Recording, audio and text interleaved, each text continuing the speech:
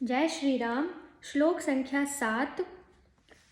इस प्रकार केवल ऊपर से इंद्रियों को विषयों से हटा लेने को मिथ्याचार बतलाकर अब आसक्ति का त्याग करके इंद्रियों द्वारा निष्काम भाव से कर्तव्य कर्म करने वाले योगी की प्रशंसा करते हुए श्लोक 7 में कहा गया है, यस्तेन्द्रियाणि मनसा नियम्यारभते अर्जुन कर्मेन्द्रिये कर्मयोग मसक्तः स विशिष्यते। इसका अर्थ है कि किंतु हे अर्जुन, जो पुरुष मन से इंद्रियों को वश में करके अनासक्त हुआ समस्त इंद्रियों द्वारा कर्मयोग का आचरण करता है वही श्रेष्ठ है। प्रश्न है, यहाँ तू पद का क्या भाव है? इसका उत्तर है, ऊपर से कर्मों का त्याग करने वाले की अपेक्षा स्वरूप से कर्म करते रहकर इंद्रियों को वश में रखने वाले योगी की विलक्षणता बतलाने के लिए यहाँ तू शब्द का प्रयोग किया गया है।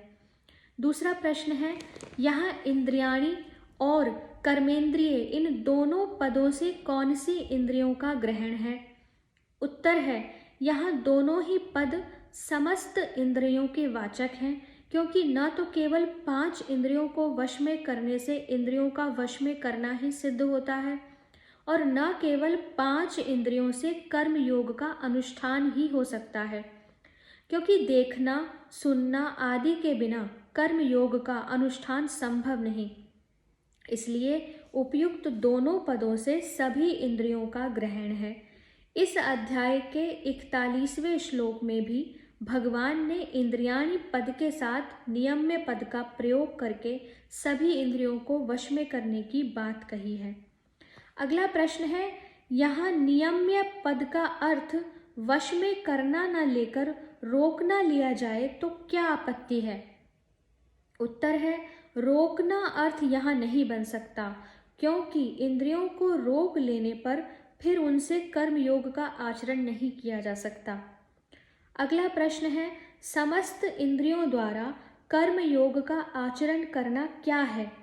उत्तर है, समस्त विहित कर्मों में तथा उनके फल रूप इस लोक और परलोक के समस्त भोगों में राग द्वेष का त्याग करके सिद्धि असिद्धि में सम होकर वश में की हुई इंद्रियों के द्वारा शब्द आदि विषयों का ग्रहण करते हुए जो यज्ञ दान तप अध्ययन अध्यापन प्रजापालन लेन देन रूप व्यापार और सेवा एवं खाना पीना सोना जागना चलना फिरना उठना बैठना आदि समस्त इंद्रियों के कर्म शास्त्र विधि के अनुसार करते रहना है, यही समस्त इंद्रियों से कर्म योग का आचरण करना है।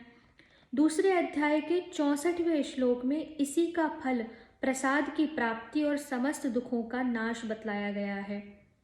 प्रश्न है, सविशिष्यते का क्या भाव है? क्या यहाँ कर्म योगी को पूर्व श्लोक में वर्णित मिथ्याचारी की अपेक्षा श्रेष्ठ बतलाया गया है?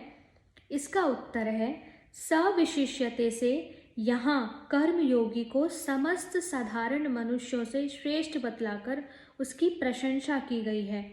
यहाँ इसका अभिप्राय कर्म योगी को पूर्व वर्णित केवल मिथ्याचारी की अपेक्षा ही श्रेष्ठ बतलाना नहीं है, क्योंकि पूर्व श्लोक में वर्णित मिथ्याचारी तो आसुरी संपदा वाला दंभी है, उसकी अपेक्षा तो सकाम भाव से विहित कर्म करने वाला मनुष्य भी बहुत श्रेष्ठ है। फिर दैवी संपदा युक्त कर्म योगी को मिथ्याचारी की अपेक्षा श्रेष्ठ बतलाना तो किसी वैश्या की अपेक्षा सती स्त्री को श्रेष्ठ बतलाने की भांति कर्म योगी की स्तुति में निंदा करने के समान है। अतः यहाँ यही मानना ठीक है कि सविशिष्यते से कर्म योगी को सर्वश्रेष्ठ बतलाकर उसकी प्रशंसा की गई है। अर्जुन ने जो यह पूछा था कि आप मुझे घोर कर्म में क्यों लगाते हैं, उसके उत्तर में ऊपर से कर्मों का त्याग करने वाले मिथ्याचारी की निंदा और कर्म योगी की प्रशंसा करके अब उन्हें कर्म करने के लिए आज्ञा देते हुए भगवान कहते हैं श्लोक संख्या 8 में, नियतम कुरु कर्म त्वं कर्म ज्यायो हि अकर्मणा शरीर यात्रापि चते न प्रसिद्ध येद कर्मण। अर्थात तू शास्त्र विहित कर्तव्य कर्म कर, क्योंकि कर्म न करने की अपेक्षा कर्म करना श्रेष्ठ है, तथा कर्म न करने से तेरा शरीर निर्वाह भी नहीं सिद्ध होगा। पहला प्रश्न है, नियतम विशेषण के सहित कर्म पद किस कर्म का वाचक है और उसे करने के लिए आज्ञा देने का क्या अभिप्राय है? उत्तर है, वर्ण आश्रम स्वभाव परिस्थिति की अपेक्षा से जिस मनुष्य के लिए जो कर्म शास्त्र में कर्तव्य बतलाए गए हैं, उन सभी शास्त्र विहित स्वधर्म रूप कर्तव्य कर्मों का वाचक यहाँ नियतम विशेषण के सहित कर्म पद है। उसे करने के लिए आज्ञा देकर भगवान ने अर्जुन के उस भ्रम को दूर किया है, जिसके कारण उन्होंने भगवान के वचनों को मिले हुए समझकर अपना निश्चित कर्तव्य बतलाने के लिए कहा था। अभिप्राय यह है कि तुम्हारी जिज्ञासा के अनुसार मैं तुम्हें तुम्हारा निश्चित कर्तव्य बतला रहा हूँ। उपयुक्त कारणों से किसी प्रकार भी तुम्हारे लिए कर्मों का स्वरूप से त्याग करना हितकर नहीं है। अतः तुम्हें शास्त्र विहित कर्तव्य कर्म रूप स्वधर्म का अवश्य में पालन करना चाहिए। युद्ध करना तुम्हारा स्वधर्म है, इसलिए वह देखने में हिंसात्मक और क्रूरतापूर्ण होने पर भी वास्तव में तुम्हारे लिए घोर कर्म नहीं है, बल्कि निष्काम भाव से किए जाने पर वह कल्याण का हेतु है। इसलिए तुम संशय छोड़कर युद्ध करने के लिए खड़े हो जाओ। दूसरा प्रश्न है, कर्म न करने की अपेक्षा कर्म करना श्रेष्ठ है, इस कथन का क्या भाव है? उत्तर है, इस कथन से भगवान ने अर्जुन के उस भ्रम का निराकरण किया है, जिसके कारण उन्होंने यह समझ लिया था कि भगवान के मत में कर्म करने की अपेक्षा उनका न करना श्रेष्ठ है। अभिप्राय यह है कि कर्तव्य कर्म करने से मनुष्य का अंतःकरण पवित्र होता है, उसके पापों का प्रायश्चित होता है, तथा कर्तव्य कर्मों का त्याग करने से वह पाप का भागी होता है एवं निद्रा आलस्य और प्रमाद में फंसकर अधोगति को प्राप्त होता है। अतः कर्म न करने की अपेक्षा कर्म करना सर्वथा श्रेष्ठ है। सकाम भाव से या प्रायश्चित रूप से भी कर्तव्य कर्मों का करना न करने की अपेक्षा बहुत श्रेष्ठ है। फिर उनका निष्काम भाव से करना श्रेष्ठ है, इसमें तो कहना ही क्या है।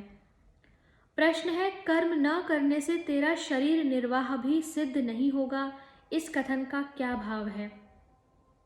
इससे भगवान ने यह भाव दिखलाया है कि सर्वथा कर्मों का स्वरूप से त्याग करके तो मनुष्य जीवित भी नहीं रह सकता। शरीर निर्वाह के लिए उसे कुछ न कुछ करना ही पड़ता है। ऐसी स्थिति में विहित कर्म का त्याग करने से मनुष्य का पतन होना स्वाभाविक है। इसलिए कर्म न करने की अपेक्षा सब प्रकार से कर्म करना ही उत्तम है। यहाँ यह जिज्ञासा होती है कि शास्त्र विहित यज्ञ, दान, तप आदि शुभ कर्म भी तो बंधन के हेतु माने गए हैं। फिर कर्म न करने की अपेक्षा कर्म करना श्रेष्ठ कैसे है? इसकी व्याख्या आगे के श्लोकों में सुनेंगे। हरे कृष्णा।